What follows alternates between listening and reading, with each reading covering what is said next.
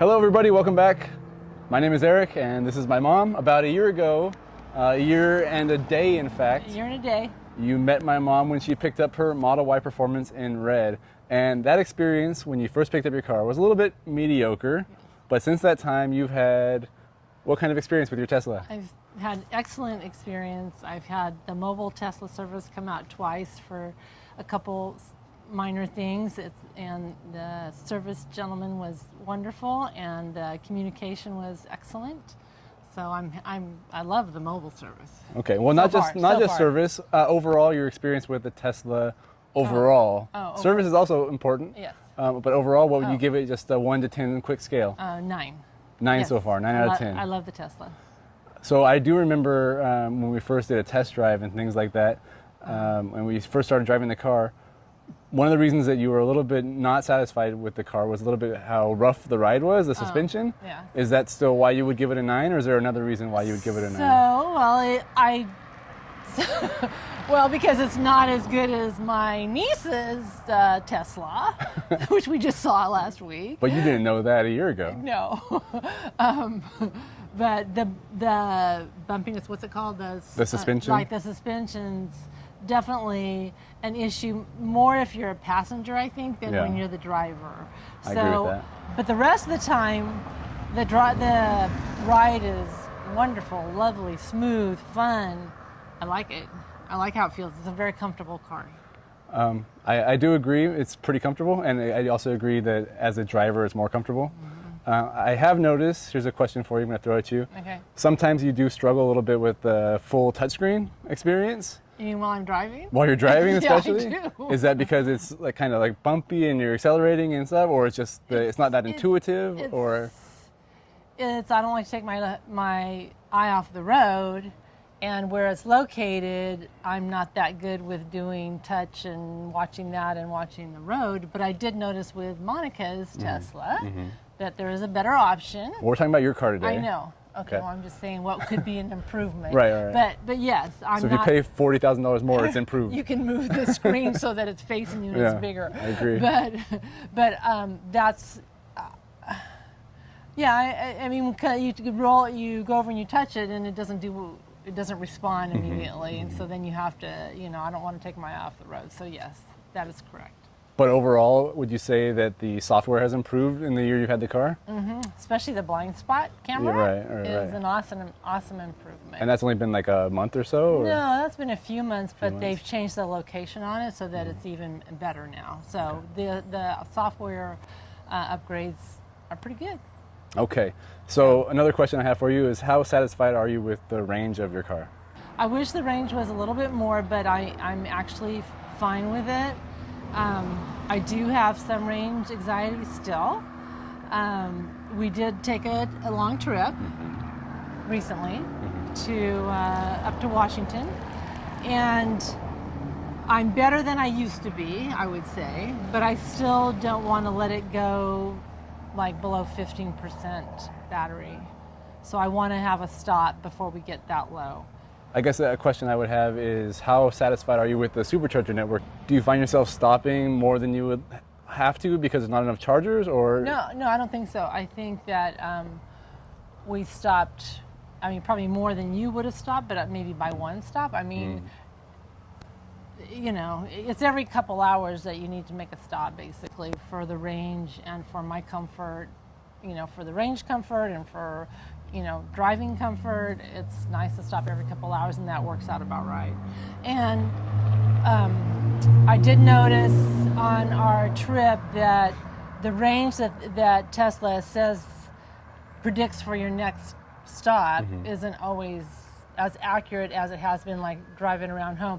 Could have been because of we were driving in extreme heat. Yeah. But I especially noticed that on the way back, when we had our destination, it was like going to be something like 18%, and then it fluctuated up during the drive, and then it fluctuated back down during the drive. So I don't think we should trust the prediction 100%. And plus, the other thing is I want to account for having some kind of detours that may happen, when you're on a drive. So I don't want to get into that range of below 15%. So you usually probably drive about every 200 miles or so. You start approximately, I think. Right. Yeah.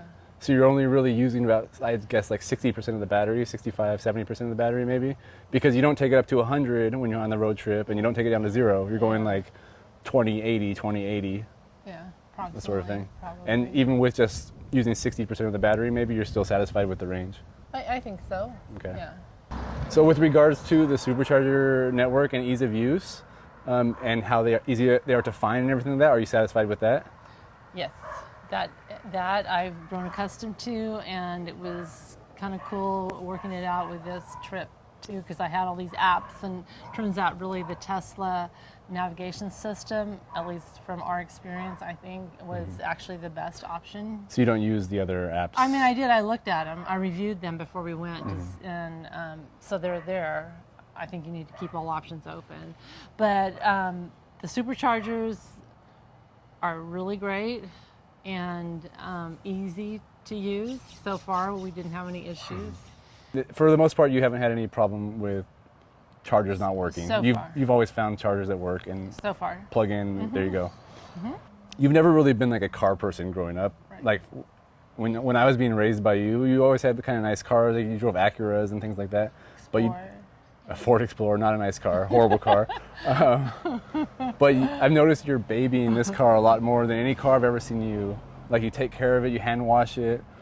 Can you explain why that is? Well, I don't have any more babies in the house, so I guess that's one reason. And because this was my gift to myself when I retired, and I am retired, so I have a lot more time than I used to have. I would never have had time to hand wash the car whenever it got dirty. So I like keeping it nice and clean and shiny, and I notice that everybody on the Facebooks on Teslas, are all concerned about how beautiful their cars are. You got to get off Facebook. I know. But anyway, it's I have the time. That's why. Okay. Basically, that's why. Okay, and the next question is, after a year of owning an EV, would you ever in your wildest dreams go back to an internal combustion engine car? I cannot imagine that I would. And why is that? You talk about the charging yeah, at home, so- or never going to a gas station? Never going to a gas station is awesome. Having my own charger at home, so I can just plug in at night when it's off-peak hours. It's all charged up in the morning. I like the no sound. Well, it makes little sounds, but actually they're kind of very endearing once you get used to them. Which but sounds? Like the sound, woo? yeah, the little, yeah. But other than that, it's very quiet.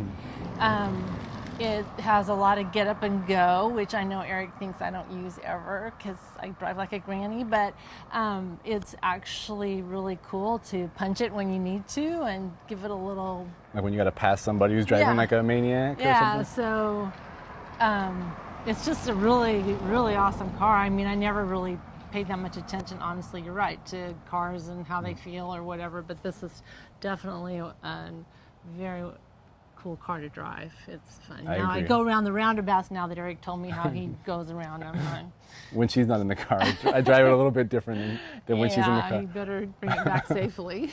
It's perfect. But I do, the whole infrastructure, like I was saying before, in not only statewide or countrywide, but also in everybody's personal homes needs to all improve as we all get more EVs. I know not a lot of people can't get their own charger because they might live in apartments or not have the option, but if you have an option and you get an EV and you have the option, having your own charger is really great. It's very different from my experience with an EV. Yeah. Because I never could charge at home, but Right. I could swap the battery. So it's Right. they're very different. Let's just say that they're very different concepts, but they both work. Because I never missed having a home charger, because I could swap for free, and it was like 2 kilometers that's from my true. house. No, and well, that was it takes 5 it's minutes. Right, convenient. right, yeah. It's convenient. So the other thing is that on our trip, one place we did stay overnight was at my brother's place in Oregon, and he has a charger, so I was able to charge my car both times we stayed there, which is really cool. And he did the same when he visited here. I just let him go in my garage and charge up overnight, and so that's an awesome option to have along with the rest of the infrastructure. As all your friends and family Yeah. start getting EVs, then And I don't, it you becomes don't way more convenient. worry about, it obviously impacts everybody's electrical bill, but not that much. And you know, it's kind of like it's a trade-off, and it's really a cool trade-off. It's cheaper than your gas bill. Absolutely, and that's what we were talking about before. Is that on our trip, we kind of looked at the numbers when we got home, and it would have cost twice more the amount of money if I'd been driving a regular. So you gas. drove like 2,000 miles ish up to Washington and back, and how much was supercharging? About $250. $250. Yeah, and then it predicted on my little prediction that it was going to be over 500. Yeah. But that is with gas two, was like $5 or $6 a gallon, and but that is with 2 stops at my brother's house where I did you just charge for free. charge for free. Right. But that is something that people that don't have electric cars that drive with you, they think you're like, they never see you like gas up basically or recharge. So that it's like, oh, this is free, but it's not. It still costs money. It still costs money, but much less. And hopefully we're doing something And if you better get for solar them. on your house eventually, Yeah, maybe Maybe. not in this lifetime, but it's better for the environment too. So. if you do decide to purchase another car in the future, do you think you would consider Tesla again, or would you start looking at what other EV options are out there in 3 or 4 or 5 years? Are you a loyal, diehard customer now, like so many people, Musk heads and everything? I'm definitely not a Musk head. And I didn't know anything about Teslas before I got this one. But you're the one that, dialed me up to electric vehicles. So I'm your influencer? Yes, you're my influence, my TikTok. Oh, you don't do TikTok, don't do but TikTok. you're YouTube. And from China, and the NIO is awesome. So if NIO comes to the United States, and if I can afford it and want to upgrade, I might purchase a NIO. But There you go. I don't see it being in my future. It's not because necessary. I don't see, a windfall of money coming my way. But Well, I mean, you can sell this one for a Yeah. profit, probably. Okay, but I do love the Tesla is the way to go for sure. so I guess one more silly question. I got you a gift when I came back from China, a NIO product. Do you want to give a little quick review of your NIO product I got you? You mean my little right? I got her a NIO Lifestyle product. What did I get you? It was I don't know, a cloth. A microfiber drying cloth Okay, or yeah, something? there you go. Microfiber drying cloth to help me with my washing and drying. Because she washes of the it by car. hand. So, here, Mom, look what I got you. Oh, thank you very much. What is it? It looks like a microfiber car wash towel from NIO. Microfiber. It's not what I said. Fiber? You said fiber? Here, So you're going to wash your Tesla I am. with a NIO towel. Yes. Do you think they're compatible? I don't know yet. Let's see. All right, let's see it. Is it just one? Am I upside down or right side up? It doesn't matter. Okay, so that must be the dryer, maybe? Hold it there. One's for drying. I'm assuming. Aren't they the same? Oh, this Just is- different. They're different size, but Right, they're I'm just saying. okay. So how is it? It's lovely. It has one small one and one larger one. The larger one is cool because I actually use that to dry the car. Yeah, it's good. So what do you get? 10 out of 10? Towel? Sure. Yeah, the towel's 10 out of 10. You know, most of my viewers, they care about NIO more than Tesla. So The NIO Towel microfiber drying cloth. drying cloth, washing cloth with a drying cloth for my Tesla is Good. 2 thumbs up. There you go. All right, so thanks, Mom, for You're the welcome, interview Eric. here. And I'm glad you are enjoying your electric car. I certainly am. And tell everybody goodbye. Bye-bye. Till next time.